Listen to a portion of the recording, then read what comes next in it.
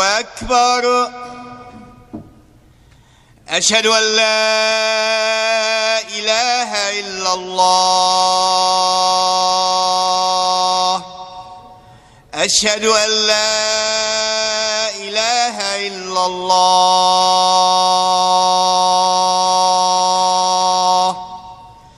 أشهد أن محمدًا رسول الله أشهد أن محمدًا رسول الله حي على الصلاة حي على الصلاة حي على الفلاح حي على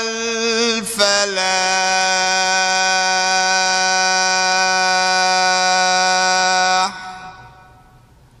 الله أكبر الله أكبر لا إله إلا الله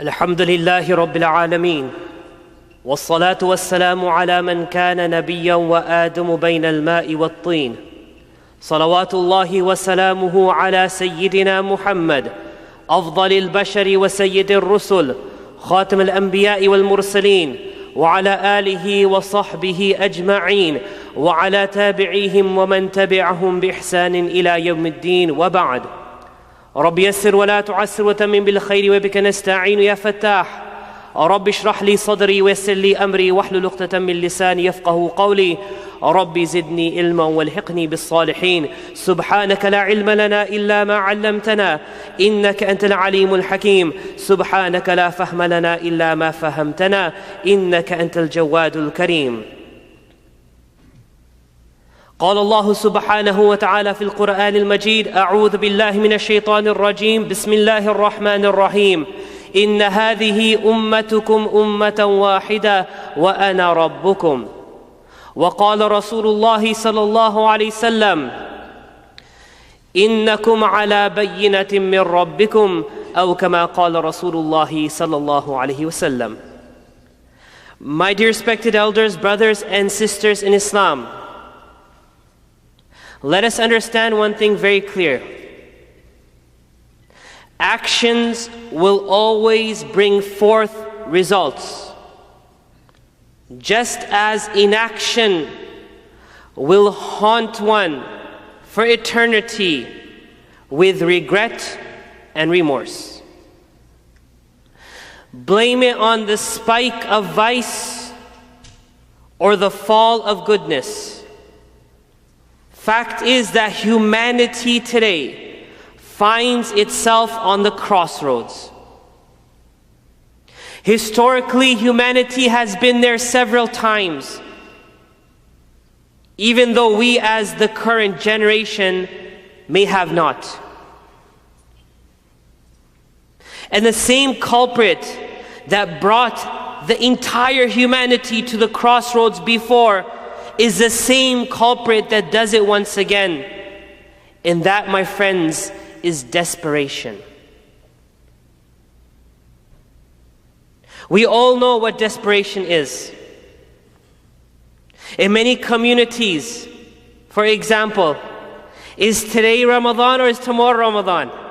And people are desperately waiting in the masjid. Make a decision, let us start. Desperation. I'll give you just one example, which is general that we all can relate to.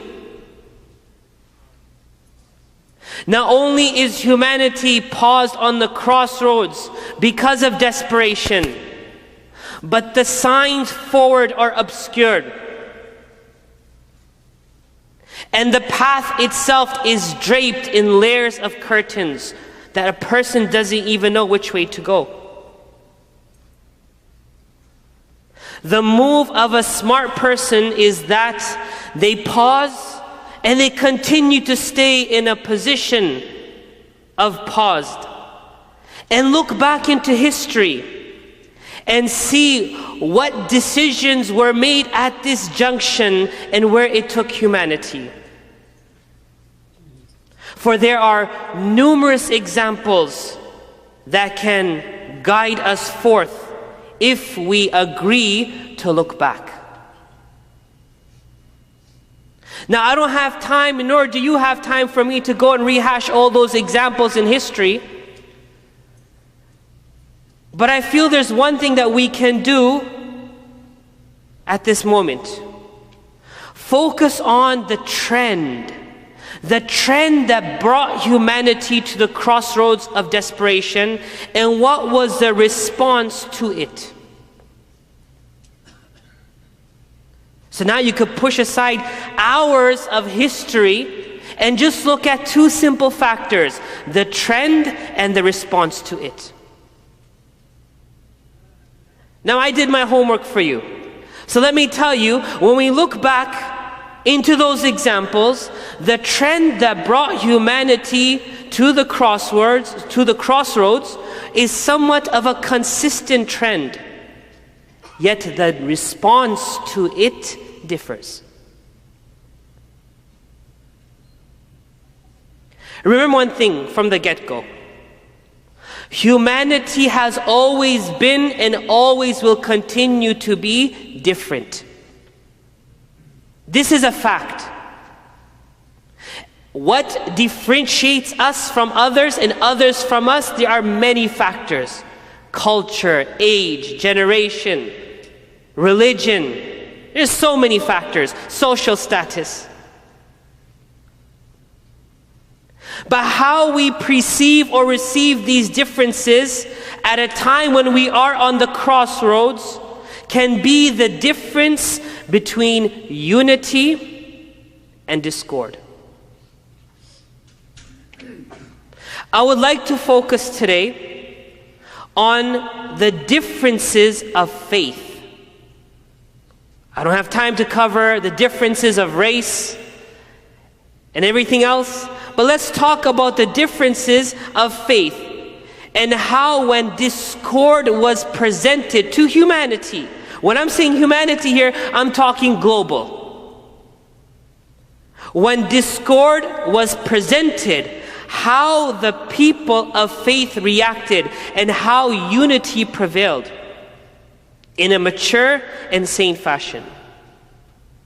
Keeping all three major faiths in reference to holy text, I want us to contemplate on just two examples and how a solution was obtained once the trend played out its mischief, and how it was the means for us to move forward in a united fashion.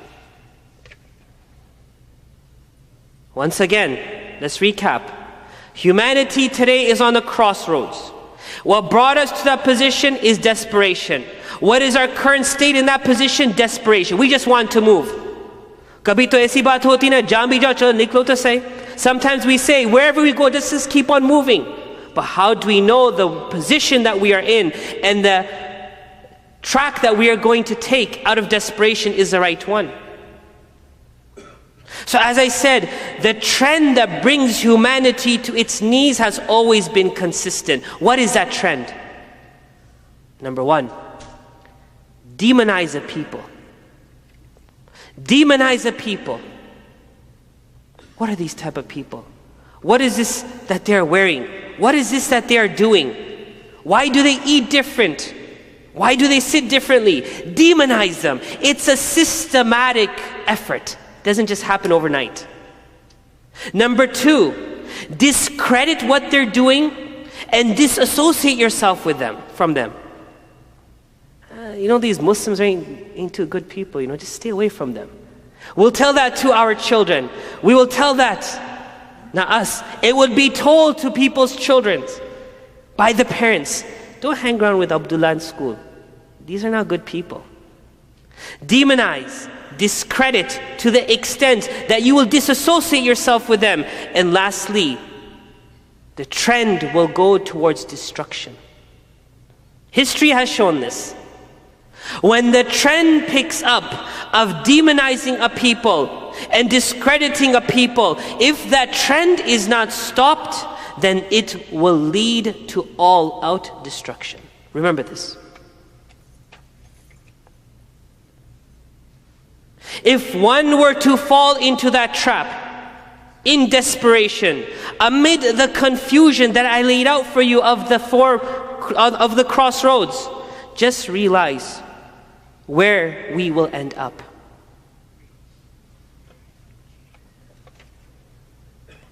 How people respond differs. As I said, we are keeping the differences of faith in context today. And we will find that whenever this calling reached the ears and the attention of people of faith, they continue to display a level of maturity in the face of discord, in the face of mischief, in the face of confusion, that led to continuous stability in peace and saved us from destruction. Islam, my dear brothers and sisters, our history of Islam has two prime examples that none of us should ignore. I don't need to go talk about anyone else's faith. Our faith, in its infancy, has two prime examples that shows how humanity continued to move forth in a unified fashion. Let us go back into the annals of our history. I take you back to the 5th year of Islam.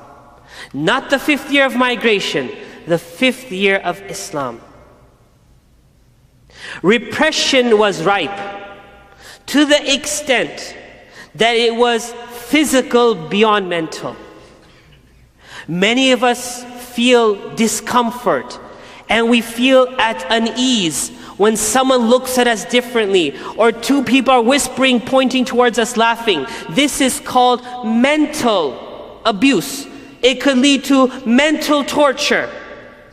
But this was physical and mental, to the extent that the newborn Muslim ummah, a newborn Muslim religion, a newborn Muslim movement in Arabia and Hijaz were told up front, you cannot worship openly. You cannot worship loudly. Ibn Mas'ud radiallahu ta'ala comes to Rasulullah sallallahu alaihi wasallam complaining about the circumstances. And he agreed with them, it's time for some just to leave. Where do you go? You have no connections. There was no internet.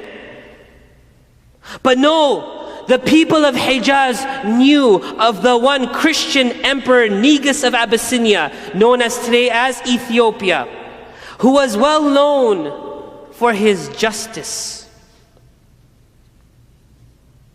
Today, people ask you, and they judge you by your faith. That goes to show a red flag that we are going backwards, we're not going forward.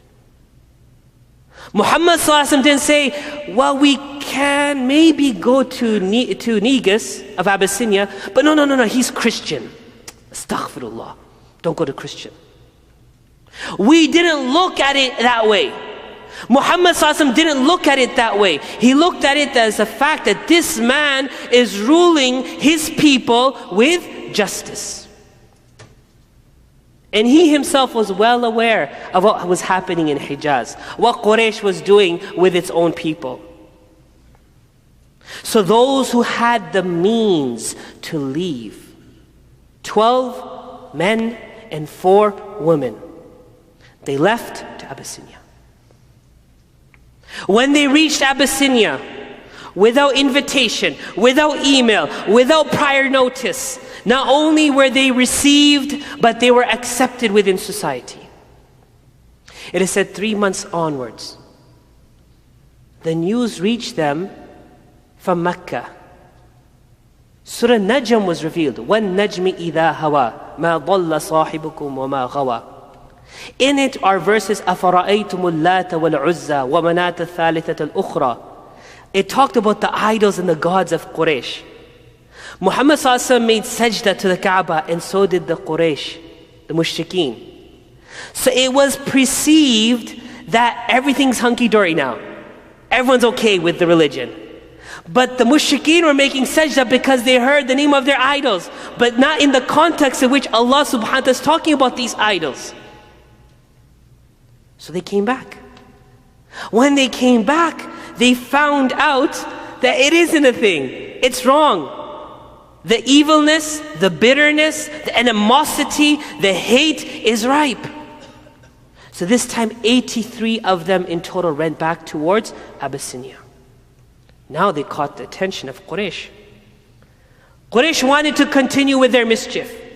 Remember, when humanity gathers on the crossroads, no one wants to be stagnant. And there's always going to be someone who whispers in your ear, why are we sitting here for? Why don't we go that way? Why don't we do this? Why don't we do that? Ultimately, what that results in is a greater problem. So Quraysh, their mischief pinched them. And they sent Abdullah ibn Rabah and Abdullah ibn As, laden with gifts, laden with leathers, because the king, Negus, he loved leather. And they sent him to where? Abyssinia. Now when they got into Abyssinia, they met with the religious authorities. They met with the civil authorities. They met with the ministers of governance. And they gave everyone gift. Hello, here's a gift for you. Here's a gift for you. So they're winning the hearts of the people. What have you come for? Oh, we just came. We want to meet the king. Oh, come, we'll take you to the king. When they met with the king, they gave him the gifts of leather. The king asked, why have you come here for? They said, there's some ignorant young ones from our tribes that have given up the religion of their forefathers. And they've created this whole entire new religion which is opposing to ours and your religion. It's not conducive with the Christianity, and it's not conducive with our religion. What would you like? We want you to turn them over to us so we could go and straighten them out. He said no. But they insisted, and they insisted, and they insisted. So the king then called for them, come, I want to hear both sides of the story. So long humanity is interested or welcomes the fact that they will listen to you, do not stay silent. Because if we don't speak out now, then tomorrow a time will come, we will speak to the top of our voices and no one will listen to us. So he said, come, bring them here. What is this new faith that you profess to? They said, oh, our king, oh, noble one, we were plagued by moral defects and decay. We were living in a world of darkness. A man by the name of Muhammad sallallahu alaihi wasallam came and brought light to us. He showed us a way which was humane, which was civil, which gave purpose to life. That is why we've come to you, because we want to maintain and build on it. So please keep us here with you. But if you decide to return us, you will only return us back to the inhumane treatment and more. Tell me something that your religion said. One of them, Sahaba, said, Bismillahir Rahmanir Rahim, Kaf, Ha, Ya, Ain, Sad, Dhikru Rahmati Rabbika Abdahu Zakariya, Surah Maryam. He said, you could go, you're safe. Quraysh went to their camp for the night. And the two said, we can't go back to Mecca empty-handed, because if we go back empty-handed, we're going to be in big trouble. So what else can we do to instigate this and to win? One said, oh, I know. They say bad things about Jesus, alayhi salam. That's it. Now we got something. The next morning they went back and they said to the king, do you know they say bad things about Jesus and Mary? Sometimes people will push your personal buttons. But Islam taught us not to navigate our affairs with our emotions. Because sanity is not where our emotions lie. Our sanity is in following what the creator of this universe has told us. So he called them, And he asked Ja'far radiallahu anh, what do you say about Jesus? He said, Rasulullah wa kalimatuh, alqaha ila Maryam wa ruhum min. He is a servant of Allah, the messenger of Allah. He is a spirit that was breathed into Mary. The king said, there's no difference. The king said, there's no difference. The people in this court were astonished. He said, there's no difference. He said, he gave them back the gift. He said, go. You will stay here with full protection as long as you want. So mischief sparked a row on the crossroads. But people of faith did three things. When demonization happened, discrediting, he prevented destruction by doing three things. He intervened. He intercepted the believers. And he let them integrate into the society. Let us quickly move to a second example. Moving along now to 11th year of Islam. When the Jews of Yathrib came to Muhammad sallallahu alaihi wasallam, the first time they met in Aqaba, the Prophet sallallahu alaihi wasallam met with them. They asked, we heard about you. He told them a bit about himself and about his mission. They went back to Yathrib and they spoke with the people, and this picked up momentum. So on the 12th year of Hijrah, 12 people came, especially to meet Muhammad sallallahu alaihi wasallam, and they met in the same place of Aqaba. And they said that we've heard this amazing stuff that you're talking about. We want to follow it. We want to believe it. He said, if you want to believe it, you have to take a pledge. What's the pledge? Look at this. This is your Islam. This is my Islam. This is the source of our pride on this earth. He said, you will make a pledge that you will believe. You will not steal. You will not commit adultery. You will not kill children. Why not kill children? Because at that time, war was ripe. You kill anything and anyone. Let's stop killing children. Then let's stop killing the women. Let's stop killing the elderly. When you want to make a change, change doesn't happen overnight. It has to happen slowly, firmly, consistently. You will not accuse one another. You will not disobey me. They agreed and they went back. Before going back, they said, why don't you come and live with us? He said, no, I'll think about it, go. Now in the 12th year of Hijri, they come back once more again.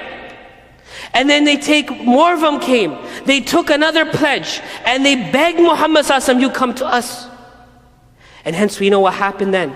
All the believers, save Abu Bakr and Ali radiallahu anhuma, left. And they went to the safety of the Jews of Yathrib. Once again, when there was discord, when there was discreditation, and when that could have led to destruction again, they intervened, they reached in, they intercepted, they helped the course, they helped change the course, and lastly, they integrated them into society. I pause on this and ask Allah subhanahu wa ta'ala that He opens our eyes to see what we have and what is Islam. Islam is not merely a path or a faith or a religion.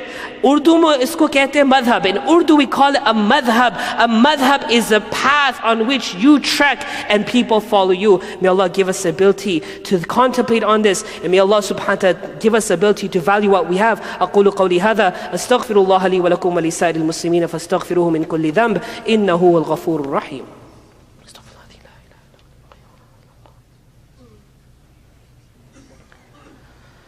الحمد لله نحمده ونستعينه ونعوذ بالله من شرور أنفسنا من يهده الله فلا مضل له ومن يضلل فلا هادي له ونشهد أن لا إله إلا الله وأن محمدا عبده ورسوله. My dear brothers and sisters in Islam, I just gave you two examples which is from our history, from the infancy of Islam, that showed that when desperation brought humanity together on the crossroads. What is on the crossroads? Kill them and live on. Destroy them and have peace. Remove them from your world and have a good society. These two examples highlighted that people of faith played a role of maturity, which allowed the entire humanity to live in a harmonious fashion. Today humanity is dropping the curtains one after the other in theirs, so that no one could see behind it. Just like you can't see behind these walls. Think about layers of curtains, how much they have deprived our eyes from seeing one another. Humanity and civility never supersedes my way or your way. Meaning, let me rephrase that. My way or your way never supersedes civility and humanity. When humanity say it's going to be my way or your way, we will lose a civil world. We will lose a world that's full of humane people, and we will destroy one another. For when injustice and tyranny edge forth, history shows everyone lost. So what is in this message for us as Muslims? It is equally a crime in the eye of Allah. In the eyes of Allah, it's equally a crime that we sit back and do nothing. You have to stand up, and you have to unite, and you have to present to the world what is civil, what is moral, and what is just. Today we are sitting here and we are ignoring the cries of hunger and the pains of oppression. If we continue to do so, we will be inhumane, not the others. There's a hadith, Qudsi, in which Allah subhanahu wa ta'ala will say to His servant on Day of Judgment, O son of Adam, I was hungry and you never fed me. He will respond, how could I feed you? وَأَنْتَ رَبُّ الْعَالَمِينَ. You're the Lord of the worlds. How could I feed you? He will respond, Allah will respond, that so and so was hungry, and if you went to them and you fed them, you would have found me.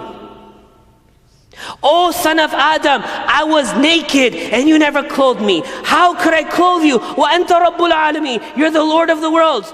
Allah will respond, so and so was naked, and if you went to him, you would have found me.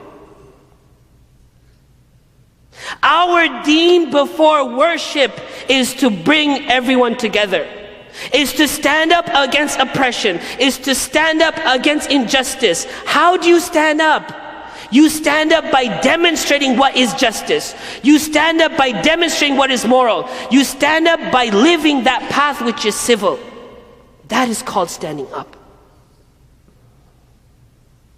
May Allah have mercy on Muhammad Mustafa sallallahu alaihi wasallam, who sacrificed everything and anything only so that you could get a spark of what was Islam, and hopefully light that up and hand over a torch to your children.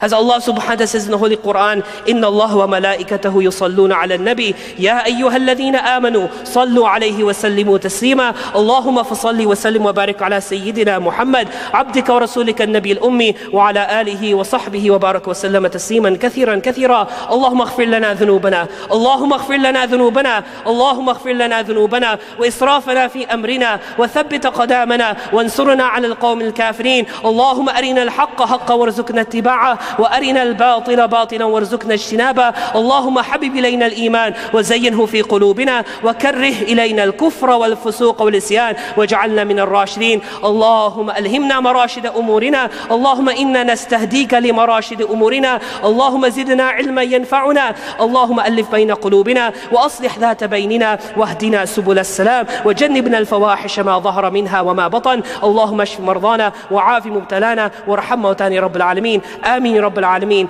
آمين رب العالمين. آمين رب العالمين. إن الله يأمر بالعدل والإحسان وإيتاء ذي القربى وينهى عن الفحشاء والمنكر والبغي يعظكم لعلكم تذكرون. فاذكروا الله يذكركم وادعوه على نعمه يزدكم ويستجب لكم ولذكر الله أكبر والله يعلم ما تصنعون. أقم الصلاة.